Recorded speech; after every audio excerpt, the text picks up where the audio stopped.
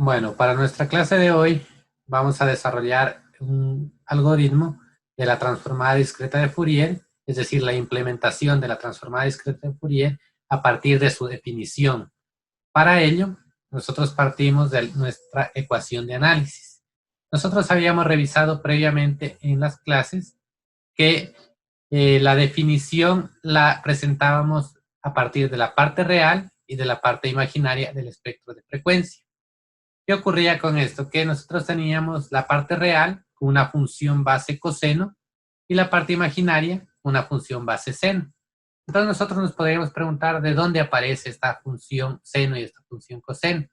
Esto aparece de la identidad de Euler, que relaciona una exponencial compleja con una forma trigonométrica. Es decir, una forma exponencial la pasa a una forma rectangular.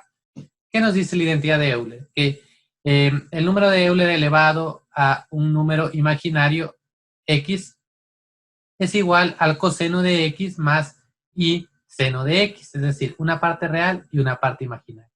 Entonces, nosotros en la definición de la ecuación de síntesis tenemos que el espectro es igual a la sumatoria de 0 a n-1 de cada una de las muestras por una componente exponencial compleja.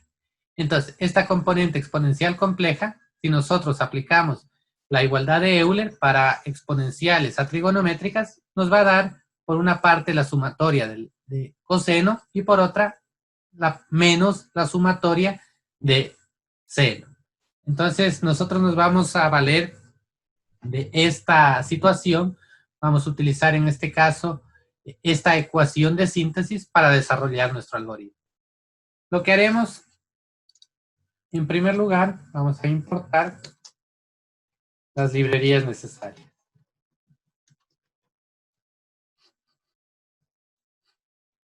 Vamos a importar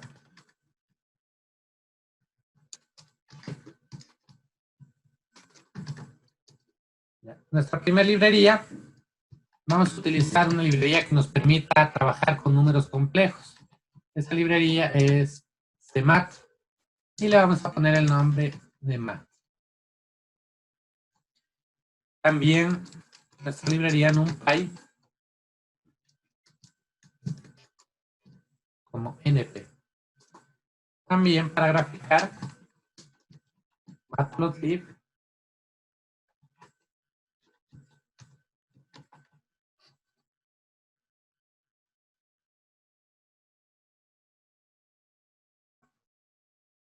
le vamos a poner un alias LT. Listo.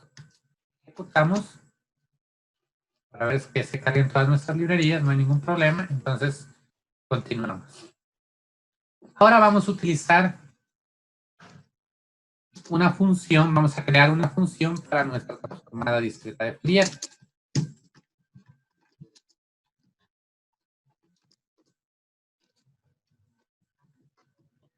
¿Cómo trabajan las funciones en Python?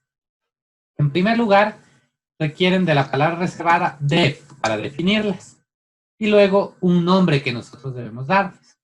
Este nombre guarda todas las características de los nombres de las variables, es decir, que no tengan caracteres especiales, que no tengan espacios, que no sean palabras reservadas. Entonces, en este caso lo vamos a llamar dft. Ustedes dirán, pero dft no existe en Python, podríamos comprobarlo. En este caso, bueno, ejecuto esa línea para saltar a la siguiente y aquí voy a poner dft. Si ejecuto, me dice que hay una función con nombre de dft, pero creo que es porque tengo previamente cargado. Voy a borrar el kernel.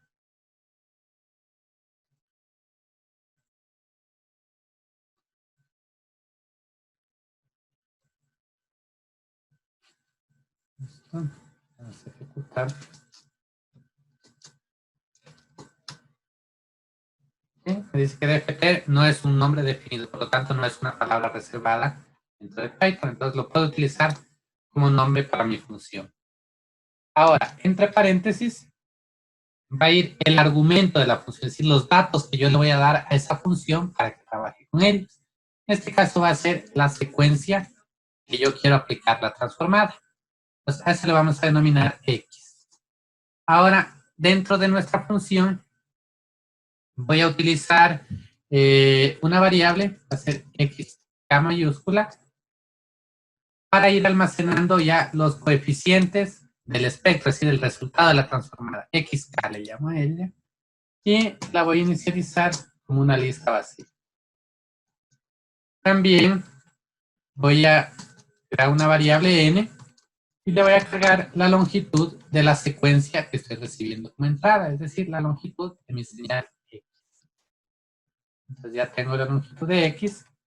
Ahora, observemos la ecuación de síntesis que yo quiero codificar. Tiene un contador k y tiene un contador n. Recuerden, el contador k me permitía obtener cada una de las componentes del espectro. Es decir, si yo tenía 5 componentes, este debería ir desde 0 hasta 4.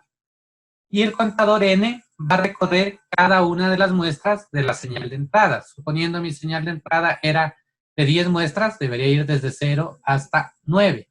Entonces, aquí yo ya puedo apreciar que necesito dos estructuras for para poder recorrer las variables x de k y mi variable x de n. Entonces vamos a hacer en primer lugar el ciclo para k. Entonces le voy a decir que para k, ¿de qué longitud va a ser? De la longitud de n. De la longitud de n. Y ese va a ser mi primer ciclo for. Voy a inicializar una variable auxiliar, voy a poner en 0, para ir almacenando algunas operaciones posteriores. Ahora voy a crear el for para recorrer n. Entonces le digo para n en el rango también de n mayúsculo. Ya tengo mi segundo ciclo for. Ahora, aquí ya tengo mi segundo ciclo for. En mi variable auxiliar voy a acumular el cálculo del producto de x de n por este término exponencial complejo. Y como ustedes observan, se van a ir sumando por este signo de sumatoria, entonces pongo una suma acumulativa. Entonces pongo a más igual, ¿qué estoy operando? X de n. X de n va a ser mi entrada, entonces le pongo aquí x. Como es cada una de las muestras, entonces por el contador n, es decir, voy a ir indexando cada una de las muestras x de n por esa componente exponencial. Como cargué la librería math precisamente para eso, entonces le pongo math, lo llamo a Euler, y la elevo, en este caso, a menos 2j, es este menos 2i o este menos i2 que tengo aquí, lo expreso como menos 2j, por pi, lo voy a llamar de dentro de math, también a pi, por k, por n minúscula, y por 1 sobre n mayúscula. Entonces, ahora ya tengo toda esta operación. Tengo que va a ir recorriendo para todas las variables de n, me las va a ir sumando. Para todas las variables de n me las va a ir sumando. Y luego, observemos que fuera del ciclo for más interno, voy a irlas anexando en mi variable xk. xk.append. Le voy a dar aquí el valor de k. Una vez que tengo esto, voy a decir al final, para nosotros poder devolver un valor de la función, utilizamos la palabra return. Entonces le digo que me devuelva. En este caso es, que me devuelva xk. Es xk. X mayúscula k. Con esto ejecuto y ya está creada la función. No ocurre nada porque aún no he llamado a la función. Únicamente la acabo de crear. Tendría yo que llamarla para poder ejecutar esta función. Vamos a ver ahora la creación de una señal para nosotros pasarla a través de nuestra función de transformada discreta de Fourier.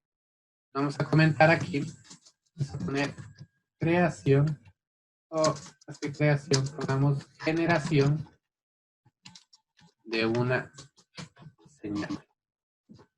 Vamos a generar una señal. Para ello, le vamos a dar una frecuencia En este caso puede ser de cualquier valor, le voy a poner 10 Hz. Y le voy a decir que esta es la frecuencia en ciclos por segundo. También la podemos denominar Hertz. También le voy a dar una tasa de muestreo que va a ser en este caso que me genere 100 muestras. Y esa será nuestra tasa de muestreo. Nuestra tasa de muestreo o número de mediciones por segundo.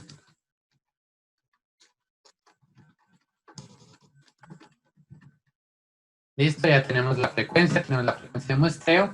Le voy a crear, una variable que me defina cuántos ciclos de la señal voy a graficar, o más que cuántos ciclos, cuánto tiempo de la señal. Si vamos a hacer 2 segundos, 3 segundos, la voy a denominar time.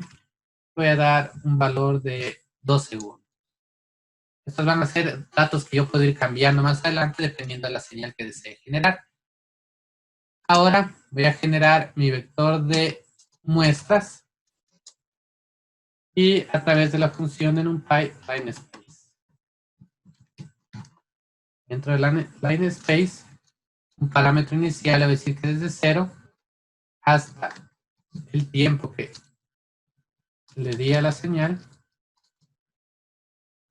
me grafique la cantidad de muestras determinadas por 2 veces la tasa de muestreo. 2 fs. Le vamos a poner también un comodín de la función LineSpace, que es el endpoint en falso. Listo, ya tenemos nuestro vector de muestras.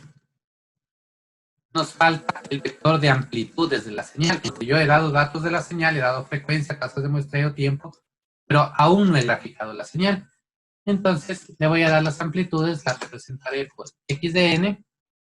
Esta va a ser igual a una función seno de la frecuencia por 2 por pi, vamos a llamarlo pi, dentro de NumPy, la frecuencia por 2 por pi y por n. Entonces, esto será nuestro vector de amplitudes. Ejecutamos, si todo está correcto, hasta allí ya habremos creado nuestro vector de amplitudes. Para poder observar, vamos a graficar esa señal. Entonces, pongamos aquí graficando señal. Para ello, voy a crear una figura, utilizar un subplot. Una figura voy a llamar a un axis. Dentro de Matplotlib vamos a utilizar la función subplots para poder crearlos.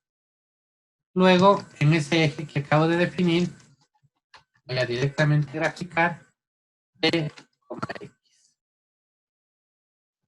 Luego, le voy a dar nombre a los ejes. Voy a dar nombre a los ejes, en este caso, mi eje X, a través de ax.setLabel, el setXLabel. El eje X va a ser tiempo. Tiempo especificado en segundos. Y mi eje Y va a ser el label, va a ser la amplitud de la señal. Entonces pongamos amplitud. Ejecutamos esto. A ver, tengo un error. Por aquí me equivoqué. Esto es n versus x. Si yo tengo un error, xn. Y tenemos ya una señal. Recordemos que el hecho de que aquí me aparezca como continua no significa que sea una señal continua. Si yo quiero que sea la señal se muestre como tal, tendría que cambiar este plot por stem. Y así es como realmente se está presentando la señal en muestras. Pero para observarla mejor, dejemos como plot. Pues tengo la señal, la cual voy a a operar con la transformada discreta de Fourier. Vamos a observar qué ocurre. Vamos a poner aquí, aplicando.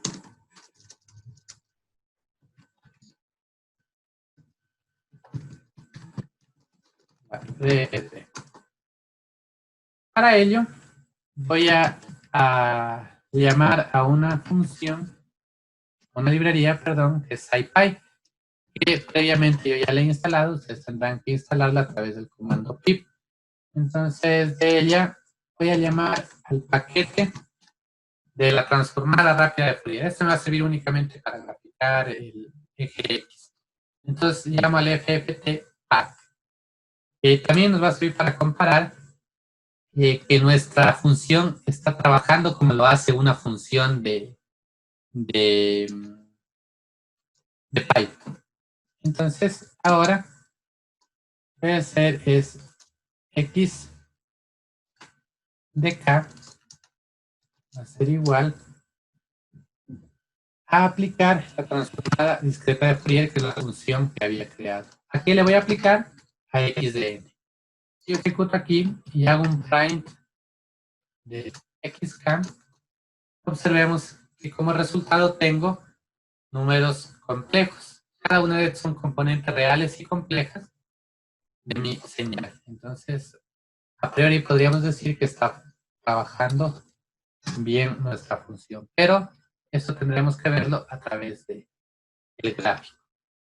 Ahora, yo quiero observar que esta función, que tiene una frecuencia de 10 Hz, en realidad el espectro me muestre un pulso en 10 Hz. Para eso, yo no quiero graficar versus las muestras, sino versus la frecuencia.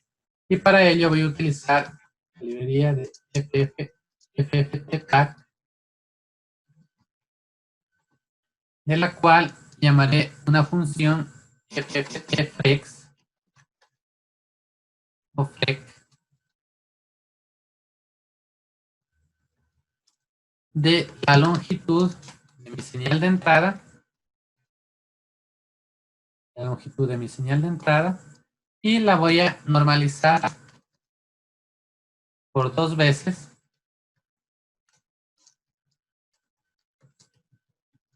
la tasa de muestreo,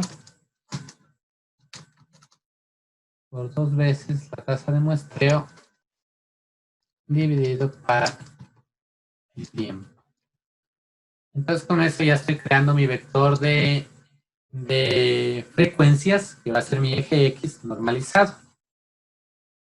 Ahora vamos a crear una figura. Hasta aquí ya hemos aplicado la transformada de Fourier, ya tengo las amplitudes en X de K, y ya tengo las frecuencias o el eje de frecuencias en flex. Ahora vamos a graficar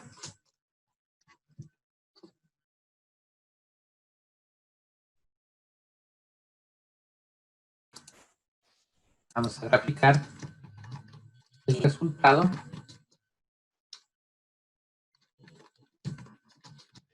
de la TFT. Nuevamente creamos un ax. LP subplot.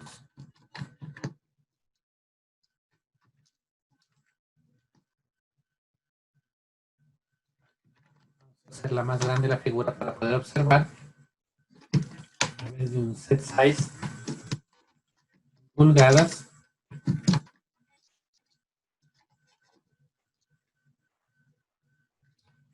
A una dimensión de 15 de largo por 5 de alto. También vamos a aplicar la señal de las frecuencias versus la magnitud de nuestra señal. Yo quiero en este caso observar la magnitud, en dónde está el pulso. Entonces, dentro en un pi, está la función valor absoluto de, en este caso, xk. De xk voy a normalizar esa magnitud para la frecuencia. Entonces, recordemos el comodín para que no nos aparezca esa advertencia. Use line collection. tiene que ir en true. Y con esto vamos a ponerle unas etiquetas el eje X y el eje Y, vamos a copiarlos de acá.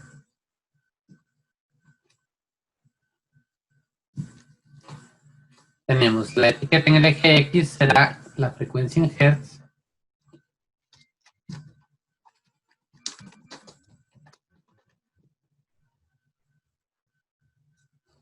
Será Hz. Y en Y será la magnitud del espectro de frecuencia. Ya, listo. Con esto podemos ejecutar. A ver, tengo un 2 FPS, una sintaxis inválida, siendo para el tiempo. A ver, perdón, me falta un por. Ya, sí. Ahí esto está correcto. Si ejecutamos, entonces vemos alrededor de la frecuencia 10, que me parece que era así, 10, tenemos el pulso de frecuencia. Como son señales simétricas, la DFT trata todo como series infinitas y simétricas, entonces tenemos el reflejo en la parte negativa. Nosotros cambiamos de frecuencia, por ejemplo, tiene una frecuencia de 25, bueno, vamos de 20, calculo el espectro, lo tenemos en 20, una amplitud de 1. ¿Qué pasa si yo modifico la amplitud de mi señal? Aquí tengo una amplitud pico de menos 1 a 1. Voy a cambiar la amplitud por 0.5. Ejecuto. Ahora mi amplitud es de menos 0.5 a 0.5. Calculo la DFT. Se ha escalado. Entonces aquí tenemos la primera propiedad que nosotros hablábamos de escalamiento. Si escalo en tiempo, se escala en frecuencia. Nosotros podríamos calcular el espectro de una nueva señal. Voy a copiar todo esto para generar una nueva señal. Voy a poner por aquí, generando una segunda señal. Esta señal le voy a cambiar una de las variables. 2, N2, N2 y XN2. En donde, a ver, tendríamos, aquí sería time 2, fs2, y sería f2, tendríamos n2, xn2.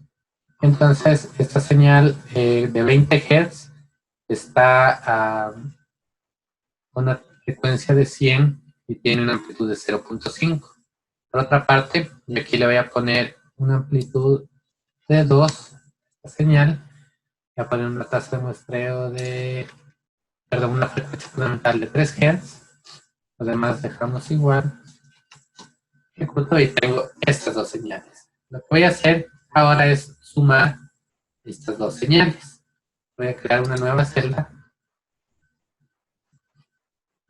Entonces aquí vamos a ponerle F3, FS3, M3, el N3 y nuestra XN3 vamos a hacer que sea igual a XN más XN2.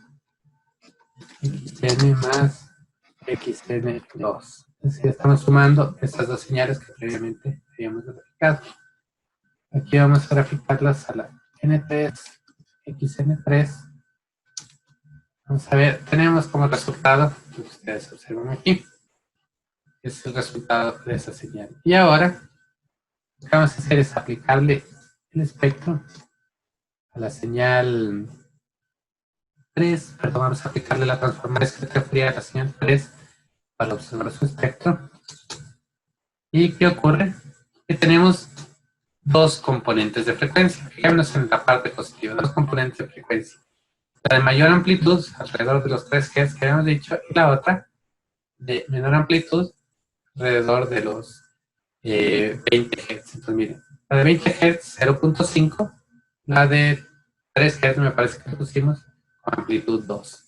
Es lo que teníamos aquí. Tenemos amplitud 2, la de 3 Hz, y amplitud 0.5, la de 20 Hz. Entonces, ¿qué ocurrió?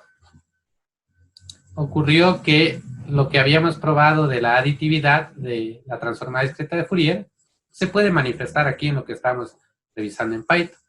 Entonces, ocurre esto de la aditividad, ocurre lo del escalamiento. Todas las propiedades nosotros las podríamos probar.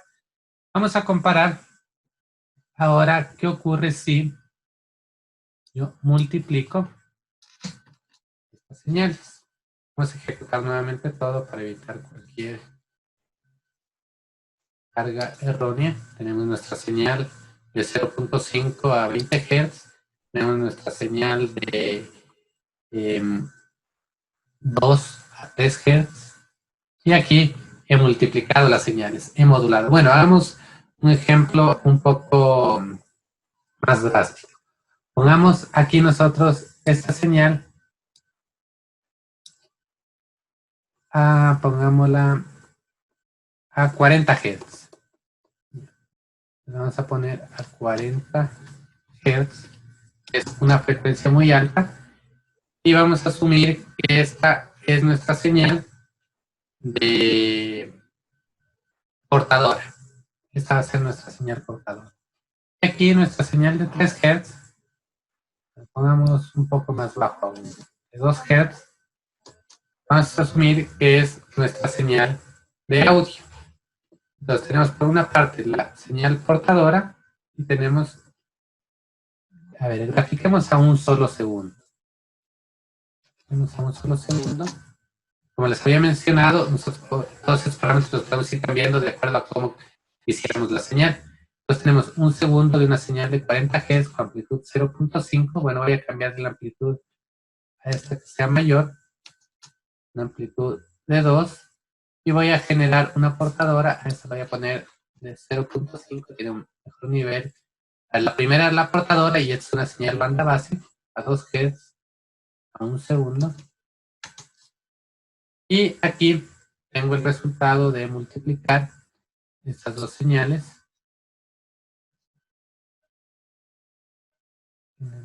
Sí, aquí tengo el resultado de multiplicar las dos señales. ¿Qué ha ocurrido? Miren, podemos nosotros observar que se mantiene la amplitud de la señal de banda base, se mantiene la amplitud, pero a la frecuencia de la señal portadora. Ahora observemos si eso ocurre también en el espectro, es decir, el efecto deseado, ¿no? Precisamente eso. ¿Qué ha ocurrido? Que la frecuencia de la portadora, o dicho de otra forma, la frecuencia de la señal banda base, se ha transportado a la frecuencia de la portadora, que en este caso teníamos cerca de los 40 Hz. Entonces, está ocurriendo lo que nosotros observábamos en el desplazamiento de fase. Cuando nosotros multiplicábamos, ocurría un desplazamiento de frecuencia. Perdón, cuando nosotros aplicábamos la multiplicación de señales. Si nosotros multiplicábamos aquí, como resultado era la convolución, el desplazamiento de la frecuencia de la señal banda base hacia la portadora. Entonces, se está observando también ese desplazamiento. Eso es lo que queríamos mostrar en este pequeño notebook, las aplicaciones que nosotros podemos tener de lo que es la transformada discreta de Fourier. Algo más que les quiero demostrar es lo siguiente. Miren, observemos, aquí tenemos una señal a 40 Hz. Bueno, tenemos este espectro a 40 Hz y calculamos la transformada discreta de Fourier de ese espectro. Es un tiempo relativamente rápido. Pero ¿qué ocurre si nosotros alteramos las muestras? Es decir, ahora ya no quiero 100 muestras, quiero 600 muestras. Vamos a cambiar a 600 muestras. Vamos a cambiar a 600 muestras la tasa de muestreo. Entonces, ahora si yo ejecuto, observemos cuánto tarda en calcularme el espectro. Ya no fue tan rápido como antes. nosotros observamos, esto ya le toma su tiempo. Y finalmente ya nos presenta el espectro. Entonces, allí tenemos la principal razón por qué nosotros no utilizamos un algoritmo como el que acabamos de desarrollar, como esta función, para calcular la transformada discreta de Fourier, sino que los algoritmos que aplicamos son la FFT, que podríamos aplicarlo también en este caso. Voy a reemplazar aquí esta línea, la voy a reemplazar por x de k igual a la FFT, FFT pack de la librería que habíamos importado, FFT de XDN3. XDN3. Ejecutamos, observen la rapidez con que calcula. Entonces miren, la FFT lo calcula inmediatamente, a diferencia de lo que hacía nuestro algoritmo. Observemos con nuestro algoritmo, ejecutamos, le toma su tiempo. Realmente le toma su tiempo. Y esa es la principal razón por que nosotros estudiaremos el algoritmo de la FFT para este tipo de operaciones.